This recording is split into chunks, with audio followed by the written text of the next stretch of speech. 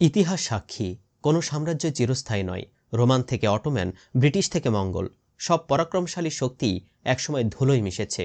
আজ আমরা ইতিহাসের এমন এক সন্ধিক্ষণে দাঁড়িয়ে আছি যেখানে বিশ্বের বর্তমান অধিপতি আমেরিকা তার সিংহাসন হারানোর ভয় কাঁপছে। কিন্তু আশ্চর্যের বিষয় হলো, এই ভয় কোনো বড় পরাশক্তি যেমন চীন বা রাশিয়ার কাছ থেকে নয়, বরং মধ্যপ্রাচ্যের এক একগুঁয়ে দেশ ইরানের কাছ থেকে। আপনি কি কল্পনা করতে পারেন ২০২৬ সালে পৃথিবীর একমাত্র সুপার পাওয়ার আমেরিকা এমন একটি দেশের কাছে সামরিক ও অর্থনৈতিকভাবে নতি স্বীকার করছে, যাদের তারা গত ৪০ বছর ধরে নিষেধাজ্ঞার জালে বন্দি করে রেখেছে? এটি কোনো সস্তা থ্রিলার সিনেমার গল্প নয়। এটি গেম থিওরি বিশেষজ্ঞ প্রফেসর জিয়াং বা প্রফেসর সাইনের এক লোমহর্ষক ভবিষ্যৎবাণী, যা ডোনাল্ড ট্রাম্প সংক্রান্ত আগের দুটি ভবিষ্যৎবাণী অক্ষরে অক্ষরে সত্যি হয়েছে। তিনি এখন তার তৃতীয় এবং সবচেয়ে ভয়ঙ্কর দাবিটি নিয়ে হাজির হয়েছেন। তার মতে আমেরিকা ইরানের সাথে এক অসম যুদ্ধে জড়িয়ে পড়বে এবং সেই যুদ্ধের পরিণতি হবে ওয়াশিংটনের চরম অবমাননা। আজকের এই বিশেষ ভিডিওতে আমরা সেই গোপন চিত্রনাট্য উন্মোচন করব, যা সিএনএন, বিবিসি বা ফক্স নিউজ আপনাকে কখনো দেখাবে না। চলুন আলোচনা শুরু করা যাক। ইরানকে বুঝতে হলে আগে তাদের গত ৪০ বছরের লড়াইকে বুঝতে হবে। ১৯৭৯ সালের বিপ্লবের পর থেকে আমেরিকা ইরানকে অর্থনৈতিকভাবে পঙ্গু করার কোনো সুযোগ হাতছাড়া করেনি। তেলের বাজার বন্ধ করা থেকে শুরু করে ব্যাংকিং সিস্টেম থেকে বিচ্ছিন্ন করা, ইরানকে আধুনিক যুগের একঘরে দেশে পরিণত করা হয়েছিল। কিন্তু পশ্চিমা বিশ্ব যা বুঝতে ভুল করেছে তা হলো, এই চরম অভাবই ইরানকে আত্মনির্ভর করে তুলেছে। তারা বাহিরের সাহায্য ছাড়াই নিজেদের সামরিক শিল্প গড়ে তুলেছে। আজ যখন আমেরিকা ইউক্রেন বা অন্য মিত্রদের অস্ত্র দিতে হিমশিম খাচ্ছে, তখন ইরান সগৌরবে রাশিয়াকে ড্রোন সরবরাহ করছে। ইরান গত ২০ বছর ধরে এই যুদ্ধের প্রস্তুতি নিচ্ছে।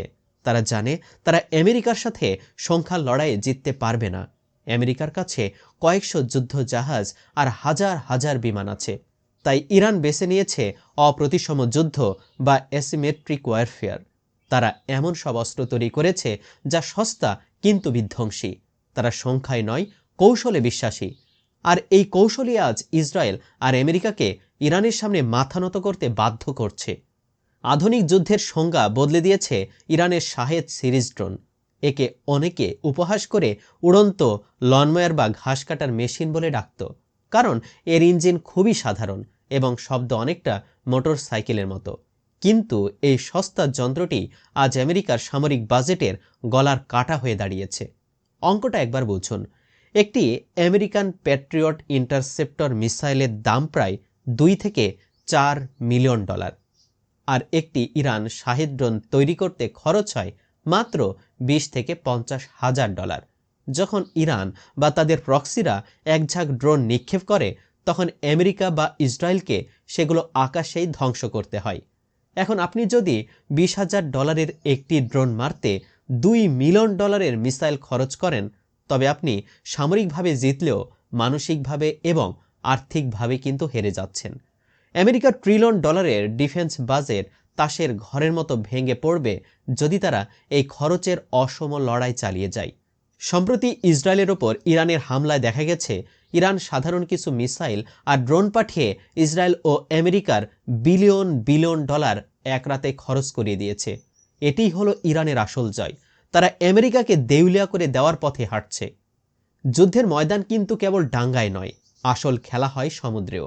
বিশ্বের তেলের 1/3 পার হয় স্টেট অফ হরমোজ বা হরমোজ প্রণালী দিয়ে। ইরান বারবার হুমকি দিয়েছে যে যুদ্ধ শুরু হলে তারা এই পথ বন্ধ করে দেবে। আমেরিকার নৌবাহিনী বিশ্বের সেরা হতে পারে, কিন্তু হরমুজ প্রণালীর মতো সংকীর্ণ পথে তাদের বিশালাকার এয়ারক্রাফট ক্যারিয়ারগুলো আসলে সহজ টার্গেট। ইরানের কাছে হাজার হাজার ছোট দ্রুতগামী বোর্ড এবং উন্নত মানের সমুদ্র মাইন আছে। তারা মৌমাছির মতো চারপাশ থেকে আক্রমণ করে একটি বিশাল জাহাজকে ডুবিয়ে দিতে পারে। যদি হরমুজ প্রণালী মাত্র 1 সপ্তাহের জন্য বন্ধ হয়ে যায়, তবে বিশ্ববাজারে তেলের দাম ব্যারেল প্রতি $300 ছাড়িয়ে যাবে, যার প্রভাব আমরা দেখছি এখন। এর সরাসরি প্রভাব পড়বে আমেরিকার অর্থনীতিতে।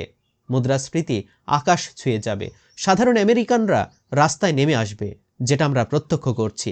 প্রফেসর সাইন বলছেন, ইরান কেবল যুদ্ধ করবে না, তারা বিশ্ব অর্থনীতিকে জিম্মি করে ফেলবে।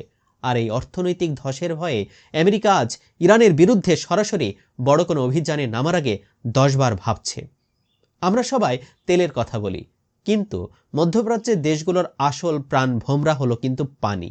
সৌদি আরব, কাতার বা আরব আমিরাতের মতো দেশে কোনো প্রাকৃতিক মিষ্টি পানির উৎস নেই। তারা সমুদ্রের লবণাক্ত পানিকে ডেসালিনেশন প্ল্যান্টের মাধ্যমে পানযোগ্য করে তোলে।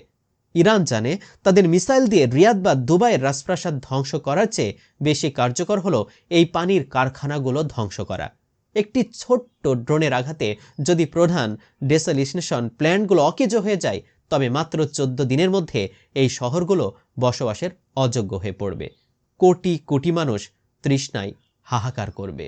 আমেরিকা কি পারবে এই লাখ লাখ মানুষকে পানি খাওয়াতে? সহজ উত্তর হলো না। এই ভয়ঙ্কর কৌশলগত সুবিধার কারণে ইরান আজ মধ্যপ্রাচ্যের অঘোষিত রাজা। তারা জানে কিভাবে এই অঞ্চলের আমেরিকান মিত্রদের হাত পা বেঁধে রাখতে হয়। ইসরায়েল আজ ইরানের ওপর সরাসরি হামলার আগে কেন আমেরিকার অনুমতি নিতে হয়? কারণ তারা জানে ইরানের পাল্টা জবাবে তাদের পুরো জীবনযাত্রা থমকে যাবে। ইরানের সবচেয়ে বড় শক্তি তাদের নিজস্ব সেনাবাহিনী নয়, বরং তাদের তৈরি করা রেজিস্ট্যান্ট এক্সিস বা প্রক্সি নেটওয়ার্ক। ইয়েমেনের হুতি থেকে শুরু করে লেবাননের হিজবুল্লাহ, এরা সবাই ইরানের ইশারায় চলে। লোহিত সাগরে হুতিদের দিকে একটু তাকান। তারা আমেরিকার আধুনিক নেভিকে কার্যত নাস্তানাবুদ করে ছেড়েছে। $1 ট্রিলিয়ন যুদ্ধ জাহাজ নিয়ে এসেও আমেরিকা হুতিদের সস্তা ড্রোন আর মিসাইল হামলা থামাতে পারছে না। লোহিত সাগর আজ আমেরিকান জাহাজের জন্য এক মৃত্যুপুরী। একইভাবে ইরাক এবং সিরিয়ায় আমেরিকান ঘাঁটিগুলো আজ ইরানি মদতপুষ্ট মিলিশিয়াদের নিশানায়। গত কয়েক মাসে ইরাকে আমেরিকা যেভাবে নতি স্বীকার করেছে এবং তাদের ঘাঁটিগুলো গুটিয়ে নেওয়ার কথা ভাবছে, তা স্পষ্ট করে দেয় যে তারা এই অঞ্চলের নিয়ন্ত্রণ হারাচ্ছে। আমেরিকা ও ইসরায়েল আজ ইরানের প্রক্সিদের দমাতে ব্যর্থ হয়ে কার্যত ইরানের কাছে মাথা নত করতে বাধ্য হচ্ছে। এটি হলো 2026-এর সেই পরাজয়েরই পূর্বাভাস। এখন প্রশ্ন জাগতে পারে, আমেরিকা যদি জানতো যে ইরানের সাথে যুদ্ধে তাদের ক্ষতি হবে, তবে কেন তারা বারবার উস্কানি দিচ্ছে? কেন ডোনাল্ড ট্রাম্প ইরানের সাথে পরমাণু চুক্তি বাতিল করেছিলেন? এর উত্তর লুকিয়ে আছে অর্থের পেছনে। প্রফেসর সাইন এর চাঞ্চল্যকর তথ্য দিয়েছেন। ট্রাম্পের জামাতা জ্যারেড কুশনার সৌদি আরবের কাছ থেকে $2 বিলিয়ন বিনিয়োগ পেয়েছেন তার প্রাইভেট ইকুইটি ফান্ডের জন্য। অন্যদিকে ট্রাম্পের বড় দাতা যেমন মরিয়ম অ্যাডেলসন, যারা ইসরায়েলের কট্টর সমর্থক, তারা ট্রাম্পকে ইরানের বিরুদ্ধে যুদ্ধ করতে প্ররোচিত করছে। অনেকের মতে এই যুদ্ধটি কোনো আদর্শের যুদ্ধ নয়, বরং এটি একটি বিজনেস ডিল। ট্রাম্প হয়তো ব্যক্তিগত লাভের জন্য এবং ক্ষমতার মেয়াদ বাড়িয়ে নিতে আমেরিকাকে এক মহাপ্রলয়ের দিকে ঠেলে দিচ্ছেন। তিনি যুদ্ধের দোহাই দিয়ে ইমার্জেন্সি ওয়ার পাওয়ার ব্যবহার করে আজীবন ক্ষমতায় থাকার স্বপ্ন দেখছেন কি? এটি একটি সবচেয়ে বড় প্রশ্ন এখন। ভিডিওর এই অংশে আমরা এমন কিছু নিয়ে কথা বলবো যা অনেককে অবাক করতে পারে।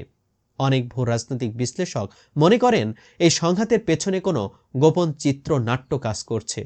তারা একে বলছেন এন্ড টাইমস বা শেষ জামানার এজেন্ডা। বিশ্বের অনেক প্রভাবশালী সিক্রেট সোসাইটি মনে করে যে মধ্যপ্রাচ্যে একটি মহাযুদ্ধ বা আর্মাগেডন হওয়া অনিবার্য। তাদের মতে এই যুদ্ধের মাধ্যমেই পুরনো বিশ্ব ব্যবস্থা ধ্বংস হবে এবং এক নতুন বিশ্ব ব্যবস্থার উদয় হবে। এই পরিকল্পনায় ইসরায়েলকে একটি কেন্দ্র চরিত্রে রাখা হয়েছে। আমেরিকা কি তবে জেনে বুঝেই নিজেকে উৎসর্গ করছে এই বড় পরিকল্পনার অংশ হিসেবে? ট্রাম্প কি কেবল একটি দাবার ঘটিয়ে? রাজনৈতিক প্রফেসরদের থিওরি অনুযায়ী এই যুদ্ধের মাধ্যমে ডলারের পতন ঘটানো হবে এবং এক নতুন ডিজিটাল কারেন্সি বা গ্লোবাল সিস্টেম চালু করা হবে। আর এই পরিবর্তনের বলি হবে লাখ লাখ সাধারণ মানুষের জীবন। অনেকে এখন ভাবতে পারেন, আমেরিকা যেভাবে সাদ্দাম হোসেনের ইরাক বা গাদ্দাফির লিবিয়াকে ধ্বংস করেছে, ইরানকেও সেভাবে কি পারবে? কিন্তু এই ধারণাটি মারাত্মক ভুল। প্রথমত, ইরানের ভূগোল বা ভৌগোলিক অবস্থান। ইরান একটি বিশাল দেশ এবং এর অধিকাংশ অঞ্চল উঁচু পাহাড় দিয়ে ঘেরা। এখানে পদাতিক বাহিনী দিয়ে আক্রমণ করা কার্যত অসম্ভব। ভিয়েতনাম বা আফগানিস্তানে আমেরিকা যে শিক্ষা পেয়েছে, ইরানে তার চেয়েও ভয়ঙ্কর অভিজ্ঞতা হবে। দ্বিতীয়ত, ইরানের জনবল এবং ধর্মীয় আবেগ। ইরানিরা তাদের দেশকে রক্ষা করতে জীবন দিতে প্রস্তুত। তাদের রেভলিউশনারি গার্ড বা IRGC একটি অত্যন্ত সুসংগঠিত এবং প্রশিক্ষিত বাহিনী। ইরাকে আমেরিকা যা করেছিল ইরানের ক্ষেত্রে তা করলে আমেরিকা নিজেরই অস্তিত্ব সংকটে পড়বে। বিশেষজ্ঞরা বলছেন ইরান হলো একটি হানি বাজার। আপনি এখানে হাত দিলে মধু পাবেন না, পাবেন হাজার হাজার কামড়। পরিশেষে 2026 সাল আমাদের জন্য কি নিয়ে আসছে? রাজনৈতিক বিশেষজ্ঞদের ভবিষ্যৎবাণী কি সত্যি সফল হবে? আমেরিকা কি তার আধিপত্য হারাবে? বর্তমান পরিস্থিতি বিশ্লেষণ করলে দেখা যায় আমেরিকার একাধিপত্যের দিন ফুরিয়ে আসছে। ইরান আজ কেবল একটি দেশ নয়, তারা এক বিশাল প্রতিরোধের প্রতীক। আমেরিকা ও ইসরায়েল আজ ইরানের সামনে যে নমনীয়তা দেখাচ্ছে তা হয়তো তাদের কৌশলী পিছুটান। তারা বুঝতে পারছে যে ইরানের সাথে যুদ্ধ মানে নিজের ঘরে আগুন লাগানো। যদি পেট্রোডলার ব্যবস্থা ভেঙে পড়ে এবং আমেরিকা মধ্যপ্রাচ্য থেকে বিদায় নেয়, তবে বিশ্বের মানচিত্র চিরতরেই বদলে যাবে। আপনার কি মনে হয়, আমেরিকা কি পারবে এই আসন্ন বিপর্যয় এড়াতে, নাকি 2026 সালে আমরা সত্যি এক নতুন গ্লোবাল অর্ডার দেখতে পাব? অপরদিকে লক্ষ্য করলে ডোনাল্ড ট্রাম্প এবং বেঞ্জামিন নেতানিয়াহু, এই দুই দাপুটে নেতা ইরানকে চিরতরে স্তব্ধ করে দেওয়ার যে ছক কষেছিলেন, তাতে তারা নিজেরাই আজ বোল্ট আউট হয়ে গিয়েছেন।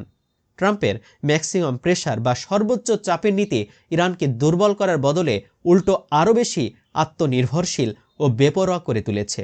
আর নেতানিয়াহুর ক্রমাগত সামরিক হুমকির ফানুস আজ ইরানের প্রক্সি বলয় আর সস্তা ড্রোন প্রযুক্তির সামনে কার্যত ফুটো হয়ে গিয়েছে। তারা যখন বড় বড় ইনভেস্টমেন্ট আর আধুনিক অস্ত্রের দম্ভ দেখিয়ে ভাবছিলেন ইরানকে মাঠের বাইরে পাঠিয়ে দেবেন, ঠিক তখনই ইরান তার কৌশলগত ধৈর্য আর অপ্রতিসম যুদ্ধের এমন এক মারাত্মক গুগলি ছুড়েছে যা ট্রাম্পের দীর্ঘমেয়াদী কূটনীতি আর নেতানিয়াহুর ইস্পাতকঠিন নিরাপত্তার দম্ভ উভয়কেই একসাথে কুপকাত করে দিয়েছে।